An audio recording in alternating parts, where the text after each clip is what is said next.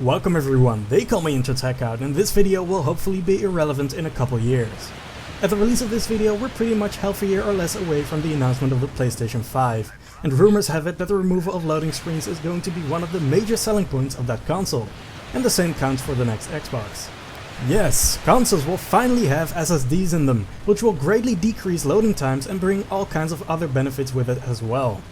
As far as the complete removal of loading screens from future games is concerned, I'm not yet entirely convinced, as I currently have an SSD in my PC, which yes does significantly reduce loading times, but doesn't entirely remove them from the equation.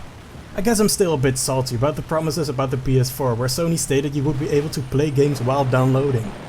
You might have forgotten about this at this point, but yes, it was made a selling point of the PS4 that it would only download the significant data of a game, after which you could start playing it while the rest of the game downloaded in the background. This seemed impossible at the time, and apparently it was impossible because I have seen no game that actually did what Sony advertised. You might have noticed the consequences of this promise though. I remembered this with Just Cause 3. I bought the game, started downloading it, and booted it up after receiving a notification that the download was finished. Then the game proceeded to, without any explanation, banish me to some deserted island with nothing to do until the game was completely downloaded, for real this time. Even worse was Watch Dogs, which let you boot up the game but then stranded you in the main menu with another download status bar to look at. I'm pretty sure that was not Sony's plan. Anyway, regarding SSDs, it's of course important to keep in mind that the current games we can play on PCs were not from the ground up designed to have no loading screens or fully take advantage of SSDs in the first place, so I guess a lot can still change. But why are loading screens such a nuisance? Well, it's obvious, isn't it? They break up the gameplay in often the most annoying way possible, by making you wait. Having to wait is like torture to humans, especially in an age where instant gratification is pretty much the motto of every piece of software we interact with on a daily basis. The wait itself is not even the problem, it's what we get presented with during the wait times that is really the bad thing about it in my opinion. Many games just put some spinning symbol in the right hand corner as if we are a pet that can be perpetually entertained by some moving objects. Spoiler alert, we can't. Now this is not always indefensible. In the Uncharted games for example, you only get a loading screen like that when starting up the game. But after you get into it, there's not a single loading screen for the rest of the game. At least not until you quit and load your save again. And that was already the case back on PS3. So Uncharted gets a pass. The worst offenders really are the games that make you look at loading screens a lot, like multiplayer games or especially single player ones that have loading screens after you die. The Witcher 3 is pretty much my favorite game of all time, but it's extremely guilty of this. Die in The Witcher 3 and you literally have to wait like half a minute or even more before you get a retry. And what do you get to look at in the meantime? Tips. Let me tell you, tips annoy the hell out of me, because they're often so obvious that I'd rather have nothing on the screen at all. For example, I've easily spent over 1,000 hours in Rocket League, yet still when getting into a match some text will splash onto the screen asking me if I know that if I hold the jump button I can jump higher.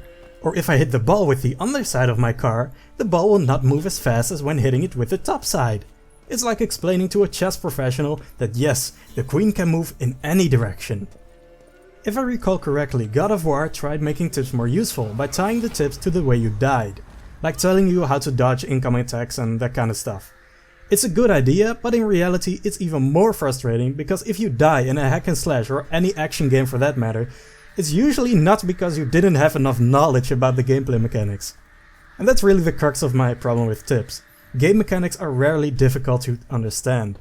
Okay, maybe during the first hour or so they are, but after that it will only be your spatial awareness, reflexes and mechanical skill that makes the difference between life and death, and tips won't really be able to help you there. Even worse is that tips quickly start repeating themselves. At most you need to see a single tip maybe 2 or 3 times.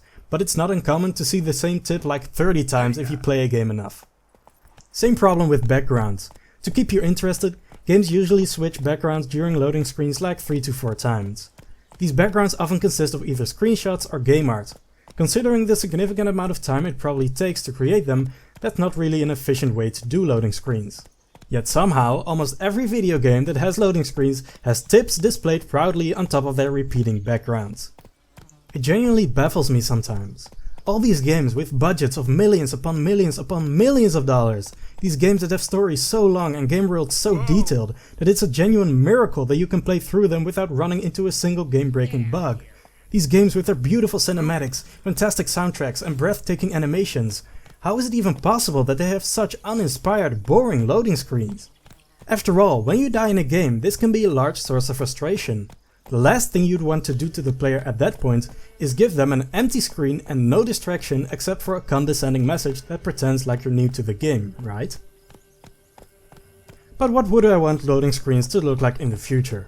Or rather, what would I have liked loading screens to be in the past?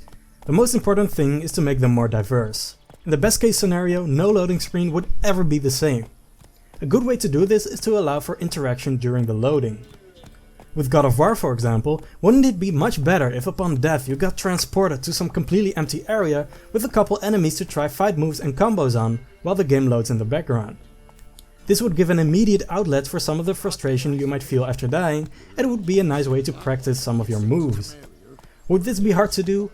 Well, maybe, but you can't tell me the guys who figured out how to make a 30-hour-long masterpiece of a game without any camera cuts can't figure out a way to make some low-level gameplay happen during load times. And it doesn't even have to be that interactive. Going back to The Witcher 3, that game has a ton of lore behind it, which is neatly organized and packed into a section of the inventory menu. Here you can find interesting information on every character and most importantly, every monster in the game. In case of monsters, it tells you the lore behind them, their weaknesses, which is actually quite handy for combat, and often a funny anecdote from some peasant who encountered the monster. The problem is that if I have the option to either roam the beautifully realized open world of The Witcher 3 or read some text, reading is not the option I will go for 99% of the time. I expect to not alone in this, so as a result I bet that a lot of players missed out on a lot of this stuff. Now imagine if the inventory was available during loading screens, and I could read some of the lore while the game loaded in the background, or look at some recipes for potions. Now that would be a lot more interesting and also useful. Another idea I used to think about a lot was to make loading screens consist of retro type games. But while it would be great to be able to play Pac-Man or Space Invaders while loading a game, it just doesn't fit with most games' setting. On top of that, these games would probably be so addictive that you'd be playing them for way longer than the time the game actually needed to load in the first place. Yet another idea I had is to allow players to create their own loading screens by utilizing screenshots. Imagine if any screenshot you took in a game could be transformed into a loading screen. That would make them way more personal, and it would also allow for potentially endless fresh backgrounds. I'd love to see a feature like that in multiplayer games. Talking about multiplayer games, I do tend to find the loading screens in them a lot more bearable. The reason for it being that you don't encounter these screens after dying. Also, almost every competitive multiplayer game makes the loading screen a screenshot of the map you're playing on, which allows the player to mentally prepare for either the awesomeness or the rage that's gonna take place. Still, more interaction would be a good thing. Imagine for example being presented with a top-down view of the map during the loading screen, which allows you to zoom in and look around. But so far my complaints. Now I wanted to give props to some games that actually got the loading screens right, or did some interesting thing that I'd like to see more of. First up, Star Wars Battlefront. And no, not that one. The original Star Wars Battlefront on the PS2 had loading screens that would slowly zoom in on the location of the map. The first zoom level would be the galaxy, then the planet, then a specific area of the planet, and then you would be transported to the real loading screen, which then only took a couple seconds to finish. Now of course, this loading screen was also really repetitive, as you got the same one every time you played the same map. But because there was constantly something new happening on the screen during loading, unlike games today that just feature a still screenshot as a background, it was less of a problem. Another benefit of a loading screen like this is that it is always the same length. It's so much more bearable if you can accurately predict the length of a loading screen that I'd rather have a game that has some sequence in the background that is always the same length but takes longer than the loading itself, than a game that has loading times that fluctuate extremely. Of course the classic status bar is something that is put in these screens as to allow players to predict when they can play again, but the speed of them is so slow and they're so inconsistent that they are a bit useless in my opinion. Another loading screen that I can really appreciate is the one in Batman Arkham Knight, or any Batman Arkham game for that matter. These games have loading screens that repeat the last couple of story beats leading up to the point where you're at. They have screenshots of the cutscenes and on top of that some dialogue displayed below it that is taken directly from those moments. This is great because anytime you boot up the game, you will be instantly familiar again with your current objective and what is happening in the story, even if you stop playing for like a year or something. This is something I'd like to see more of in story-based games, instead of those useless tips. And by the way, I've been hating on the Witcher 3 loading screens a bit this video, but during this story the loading screens also feature story synopses. These are absolutely fantastic, but of course only happen when loading a save, not after you die. Anyway, the best loading screen I've ever seen is the one you get after dying in the Uncharted games. Why? Well, because they're non-existent, remember? The faster we get rid of loading screens, the better, and I really hope this will start happening next gen, because enough of my life has been wasted already looking at black screens with tips on top of them. The best loading screen is no loading screen at all. With that said, I thank you very much for watching, and I'll see you around.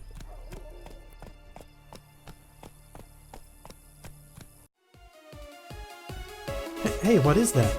Oh my god, it's so bright! Wait, what the hell is wrong with you? Oh yeah, please no more white loading screens. You know who you are. Thank you.